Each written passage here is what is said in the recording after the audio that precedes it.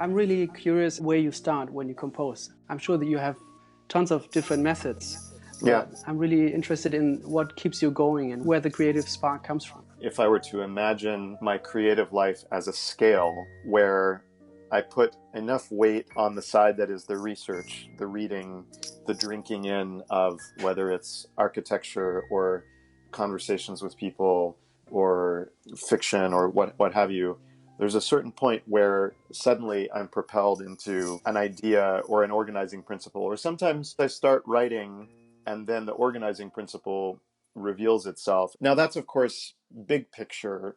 I think some of what you're asking, of course, has to do with the micro level of how does a song get written. And as you surmise, there are many different techniques. I think with this album was unusual for me in that it's really driven by character and driven by the stories that people were telling and a desire to actually have the music kind of get out of the way so that these characters can speak. Maybe a fragment of text emerges, or I've written the story that I want to tell out, not in verse, not in rhyming couplets, but just as prose. And then it starts to get coaxed into prose. And then there's this kind of lattice work of a little bit of music, a little bit of text. In other instances, I've often treated songwriting as a space for etudes, where, there's a musical problem that I'm wrestling with. Like there's a song on I don't know if you've spent time with the Ambassador. Yeah, I did. But the song Bradbury, the second song, was basically, an exercise in 7 against 4, playing 7 in the right hand to 4 in the left hand. And then what does it mean to sing over that? And if music precedes the words, then it's sort of trying to capture the emotional terrain or the emotional essence of what the music is and finding story theme that matches. How often is this the case, would you say, that the music precedes the lyrics? I'm asking this because a lot of the times I have the feeling, although you're so adventurous in your writing in terms of harmonies, rhythm, everything, all the levels, it seems to me that in a lot of the songs, the rhythm of the melody dictates how long a section is, how long a bar is sometimes, how long the lyrics somehow, they're not bound by any laws of, okay, this is the rhythm of the melody. Yeah, sure. Well, I think with Book of Travelers, which is the first album that I've made since my very earliest EPs, which I think you can't find any. I think I've had them scrubbed from the the internet. It's the first time I've made a record that's just piano and voice since I was just starting out. So it's kind of coming full circle in a way. Yeah. And the decision to do that was both artistic, aesthetically driven. The intimacy and the isolation that I experienced on the trip, it felt like it wanted to be intimate and to not be bombastic. And I had also spent a lot of time touring over the last couple of years where I was having to reverse engineer these big arrangements with a band back to solo piano and voice. So with this album, I thought, well, why not just skip that and write orchestrally at the piano? And so in some cases, I'm able to create a sense of evolution in the arrangement from verse to verse, through counterpoint and through introducing new ideas. But then sometimes it's also just about asymmetry, that the length of the verse changes partly to accommodate the words, but also partly so that there is a sense of development. Because I think when you're working with just piano and voice or, a single accompanying instrument, you have to find other ways to keep the listener engaged. Once there's a monotony creeping in, it's deadly, right? Because it's so intimate, as you said. Right. Once you go, okay, here we go again. So I'm going to hear this thing again. And then I'm going to hear this thing again. Your music keeps us on our toes, right? When we listen to it, I'm on my toes, like, okay, I don't know if I'm not sure if I'm going to hear this part again. So I better pay attention. Yeah. Well, and I think that's always been a goal of mine, to have the songs reward a listener for coming back to it. But to the question of how often the words come first, and I envy that when they sit down to write a song, they have a process that they commit to and that they stick to. For me, every song is different. For that reason, I never know when I'm sitting down, like if I'm writing words in a notebook, there's a little part of me that's like, oh God, am I doing the right thing, or should I be at the piano, or should I be at the Yeah, guitar? yeah, yeah. Maybe you can go a little bit into detail about a couple of the songs on the record. Like "What Have I Told You" is one of my favorite songs Mm. from the record. It's funny that you start with "What If I Told You," because I tend to be very cagey about talking about lyrics, because the ambiguity and the things that are left unsaid are what allow a listener to forge a personal relationship to a piece of music or to a song. Now, the one song that I've sort of made an exception for on this album is "What If I Told You," because it's the one where I wrestled the most with the kind of political questions around it, having to do with privilege and having to do with who has the right to tell what story.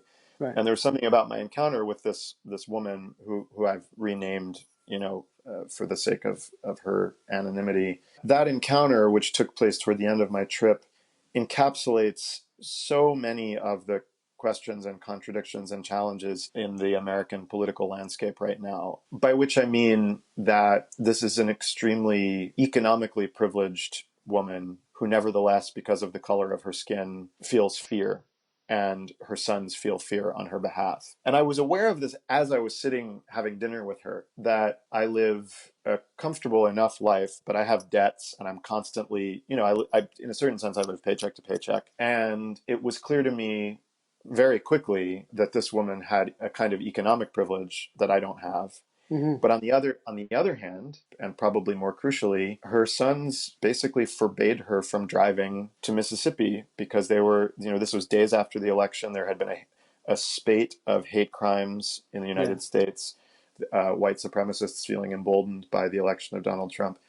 So there's this attempt to, as I was describing at the beginning of our conversation, I took the trip because I wanted to understand Trump voters. And when I met this woman who is the narrator of "What If I Told You," I told her that, and she said, "I don't give a fuck about those people, and here's why." Yeah. Yeah. And and so the tension there, to me, all art should traffic in ambiguity. That ambiguity and subjectivity, which are inextricably linked, are the road to making art that is more than a polemic. The need for uncertainty and for moral murkiness Yeah. is really it's really important to me. And so she gives voice to this other side of the argument, and then you have this kind of dip into my family history, and so I hope that the album is left with the listener having to make decisions for him or herself. Yeah, you also do that on the musical spectrum, that ambiguity. I really like that, especially in November, the first song. As I told you, I listened to it, and then after a couple of seconds, you got me. That tremolo Mm. starts out, Mm-hmm. and immediately I went, okay, I didn't expect the tremolo at all. Right. Just because just because my friend said here's a great songwriter, I was expecting something different than tremolo. Right. And Right. then you go on, and harmonically, I went, okay, this is something I've maybe heard before, but I like the touch, and I like the voice, and I like how it goes together. And then you kind of do to me, it always sounds like a spell, like a magician's spell. Ah. But it's this fast figure Yes. Yeah. The in the upper register of B the flat piano. arpeggio. Yeah. Yeah. Sure. So, and then I always go, wow, okay, where am I? Right. And that this is the ambiguity, and then you take it further throughout the song and throughout the record, and Right. then, as I told you, I checked out most of your records, and it seems like it's something that you're interested in, that ambiguity, and not always going for a plain kind of information. And once you go there, maybe for kind of a plain, okay, this is whatever kind of a chord, you modulate in a very unexpected way. Right. I don't want to reduce your music to the theoretical aspect, No. No. but No. But it's we, important. yeah. Yeah. I'm very interested in how you construct these things. So Yeah. I'm wondering what your thoughts are on this ambiguity and this, going for the unexpected. We've Yeah. touched a little bit on that too, but maybe on a more theoretical or Yeah. Yeah. practical musical note. Level. Yeah. I think that, harmony is very central to the emotional language of my music. The challenge is you want to set up an expectation, and then you want to break that expectation in a way that's more satisfying than what was expected. Right. So it's about creating an expectation and then misdirection. I think on a technical level, it's generally about counterpoint. Yeah. Very often, I think in songwriting, harmony is operating in a vertical way, which limits the options, right? It's like chord, chord, chord. And so there are ways in which you can do things that are unexpected, but without voice leading. I mean, voice leading is what allows you in any piece of music to stray harmonically and have it make sense, right? Yeah. Because listeners, we follow both the kind of magnetic pull toward a tonal center, but we're also following melody, the linear motion. And so I think that if you're able to operate on two planes simultaneously, where you're operating on the plane of the vertical harmony and the harmony, as it progresses in time, and then also be operating with melodic expectation, that's where the kind of slipperiness in the harmony can emerge without it feeling like, oh, that's just a random chord, Yeah. right? Yeah. Yeah. Right. Yeah, I mean, It never sounds like now something completely different. Like, yeah, it always sounds deep and always sounds that there's a need for it.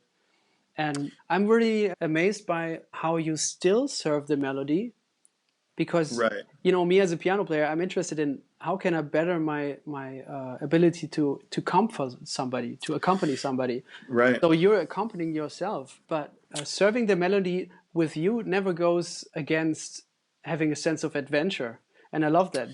You know, Right. Well, thank you. I think that, in a way, comes back to Schubert and Schumann. mm, What I think they have in common as songwriters is that they make melody and harmony greater than the sum of their parts. And I think it has to do with the relationship between bass and soprano, in the voice leading and chord quality. And I think for me, those two are very, very close to my heart. And I think the way that I am thinking about harmony is often, even when it's, fucked up and weird in ways that they wouldn't yeah, do in century, it's still the basic logic of how to accompany a melody. I'll have what feels like it's on the way to a kind of melodic hook. But what's really going to make it a hook is the question of whether the harmonic support is exactly right. And so I'll just kind of cycle through a bunch of different voicings. To speaking of voice leading in a very basic way, I think when you're writing at the piano as opposed to at the guitar, you just have more freedom to explore inversions. I mean, not that obviously you can do that on the guitar as well, but but it's more they're just limited. easier. Yeah, They're just easier to access on the yeah, piano. And so when it comes to thinking of like, oh, scale degree 1 is in the melody. So if I can avoid scale degree 1 being in the bass, there might be more of a richness. And yeah, and sometimes it's that cerebral and other times it's more intuitive. Thinking about what the melody represents in the harmony is always really central. yeah, If it's, if the melody is progressing slowly enough that its arrival with the arrival of a chord makes it such that the listener is really going to register the melody note as being part of the harmony. And I think, like, in a way, November was sort of an etude in one, thinking about the piano in an orchestral way. The use of the drone is the tremolo drone is very deliberate in trying to get myself out of habits as a songwriter. yeah, yeah, And then the other part of it is having the voice almost always complete a triad, so that the melody is integral to the harmony. It's not like the melody is sitting on top of harmony. yeah, So the dyads that are occurring in the left hand, they need the melody in order for the harmony to express itself yeah, completely. And then from there, as the harmony kind of gets weirder in the left hand, it's about using the grammar or the logic of dyads and seeing how they evolve over time. So yeah, I don't know. yeah. Makes sense, man. Can we talk about side streets? Oh, sure. Because that's a journey Yeah, in itself too. I mean, I was really amazed by that song. thank you. Yeah, at the time I had just kind of discovered Ligeti and the Ligeti piano Hmm. etudes. Yeah, And I think in particular the fourth etude, Fanfare, I was really obsessed by, which of course is the one. I mean, in a way, it's has a little bit of a relationship also to November.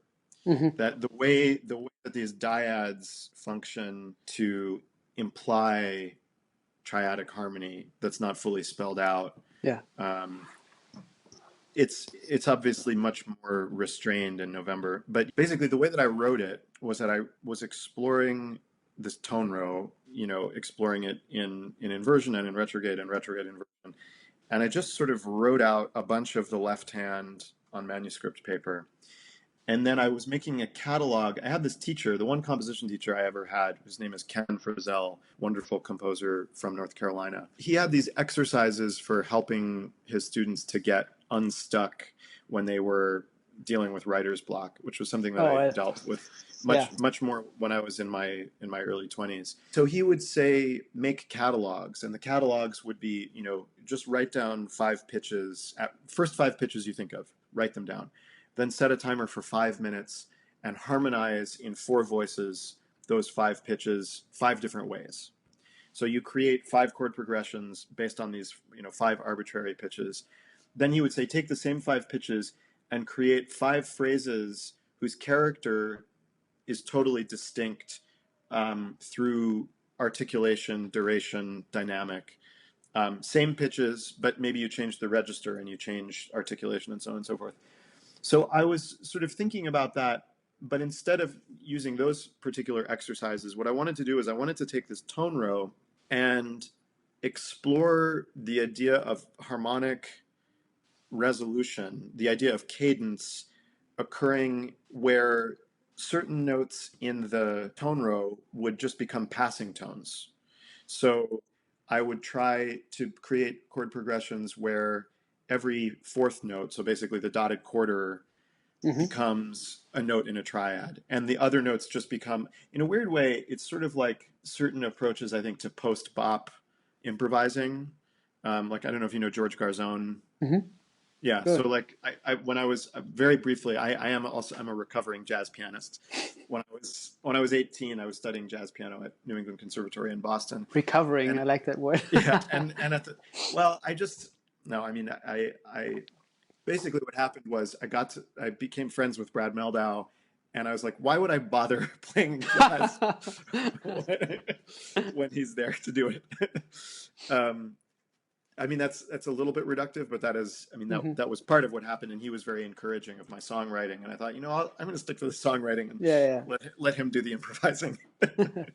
um, but I remember talking to horn players about the way George Garzone had developed this way of improvising, where certain notes in the lines were kind of deliberately misleading in terms Yeah. of where things sit harmonically, but that he would return to a note that kind of anchors you. And I think that what's happening in Side Streets is maybe somehow related to that, where I just made catalogs of all these different ways that harmony could become cadential, where it resolves every dotted quarter, every quarter, and then all the other notes in the tone row just become noise, Mm. right? There's the idea in statistics of the signal and the noise, Hmm. that in that tone row, the way it's harmonized, some of those pitches are the noise and Yeah, not yeah. the signal.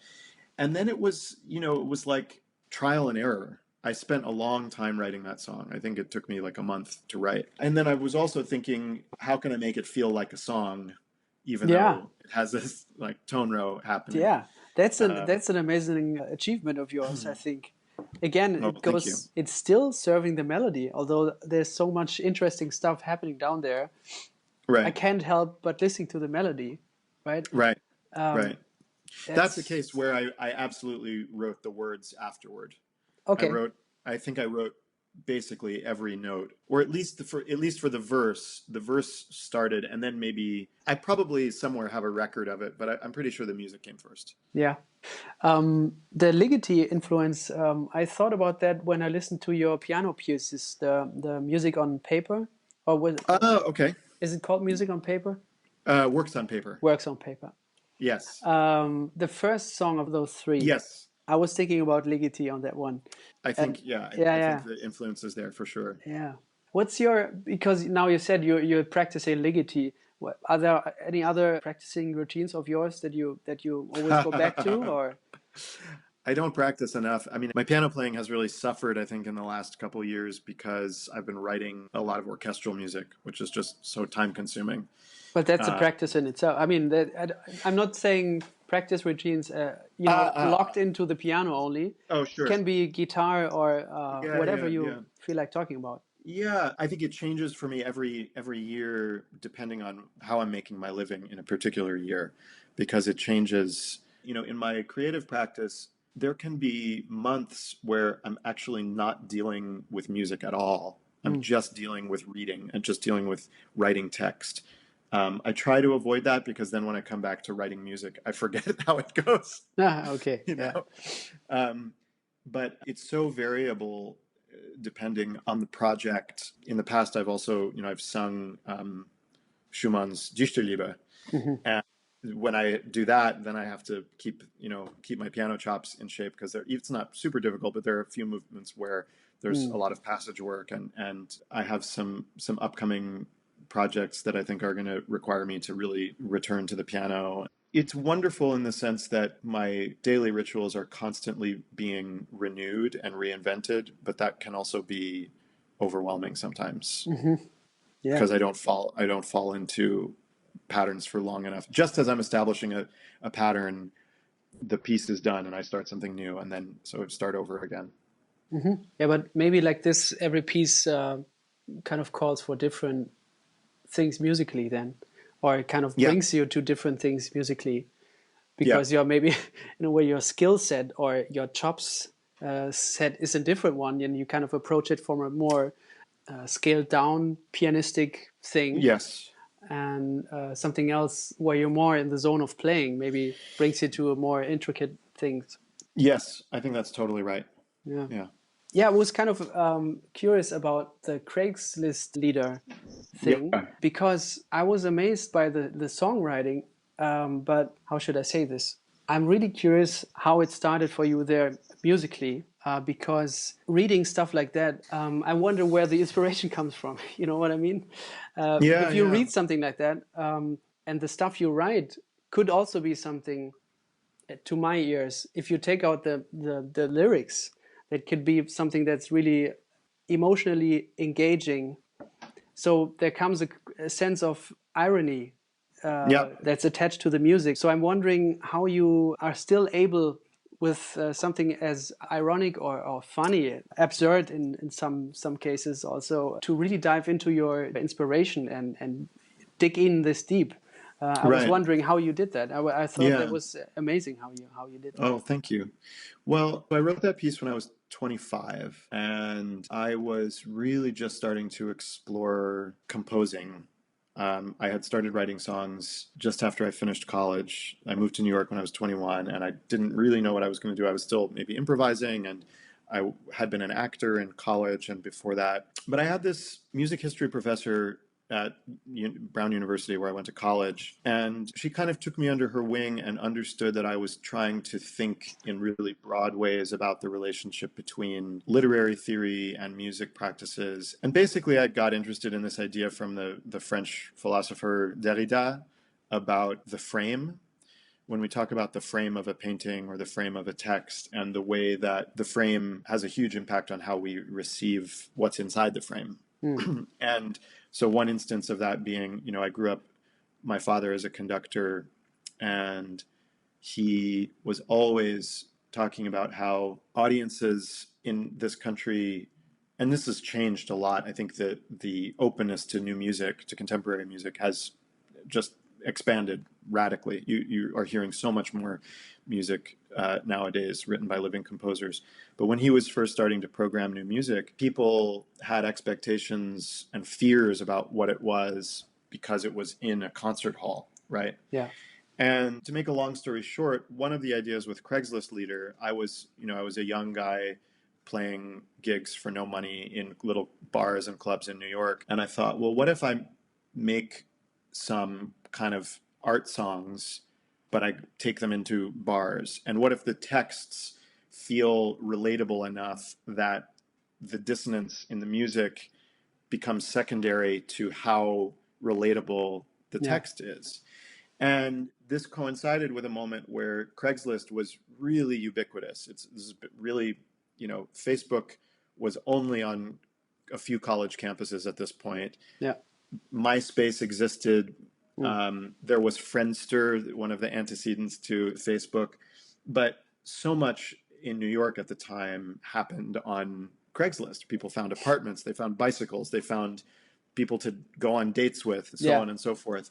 And it was a really fertile space to think about, because the internet was also still kind of in an adolescence, and the idea of public and private, the way that people would kind of bare their souls in these anonymous posts on Craigslist, it was fascinating. And I think I wrote this piece in part as a way of trying to engage with this new discursive landscape. And the way that I went about choosing the text was that I wanted them all to have a kind of genuine sense of longing, of alienation, or a genuine sense of need to connect, right?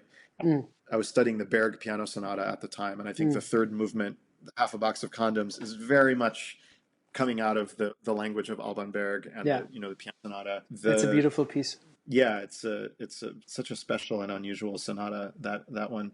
And Neurotic and Lonely, I think I was listening to Prokofiev, and it has a kind of, Russian jagged sensibility. In a way, the musical language feels like a pastiche. I hadn't really found my voice from a harmonic standpoint, although there are moments in it where it's like, oh yeah, I recognize myself. But I think they continue to get performed because the emotional language, even though it's a largely humorous emotional language, feels like that part of me was already... I'd sort of figured that out.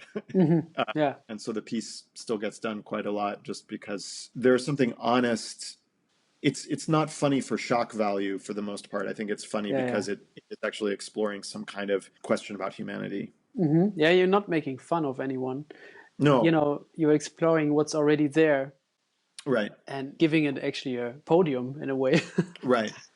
A very special podium, yeah. Maybe to come to a close, maybe we can talk about what you're listening to at the moment. Well, one thing that I just started listening to, I haven't even made it all the way through the record, is John Hollenbeck's new project. It's called All Can Work. I just started listening to this, and I think it's really extraordinary writing. This album called Myth, M-I-T-H, by Lonnie Holley, who is this kind of do you know about this album? No. Sort of outsider folk African-American artist who's older. I think he's in his 60s, and he has this incredible album that's, I think, largely improvisations that have then been sort of produced and dealt with in post-production. Really, really special music. Also, the Angelus Quartet. This was a string quartet based in LA. They broke up 15 years ago, but right before they broke up, they recorded the complete Haydn quartets for Decca. Needless to say, I have not listened to all of them because there are a lot of quartets. But the playing is so spectacular. Wow, okay. The new Punch Brothers album, All Ashore, I think is really beautiful. There's a string quartet by a young woman named Sky Maclay, and the quartet is called Many, Many Cadences. It's a really wonderful short string quartet that I really, really like a lot. Great. Oh yes, here's another thing I heard that was really wonderful. Do you know the Finnish violinist Pekka Kuusisto? No. He's like one of my favorite musicians on the planet. He and I saw each other a few months ago, and he turned me on to this Swedish Christmas album. Wow. That has the most beautiful opening track. Anyway, all kinds of things. I've also been, revisiting Kortag. He has these beautiful Bach transcriptions, the organ chorale prelude transcriptions that he plays with his wife. As I'm looking through what I've been listening to, it's a lot of older stuff, some Mozart operas, some Steve Reich stuff, the musical Guys and Dolls, which is a score which I love. Birth of the Cool. If you have things you're listening to that you're excited by, please share them with me. Will do. Yeah. Okay, man. Great to chat with you. Hey, likewise.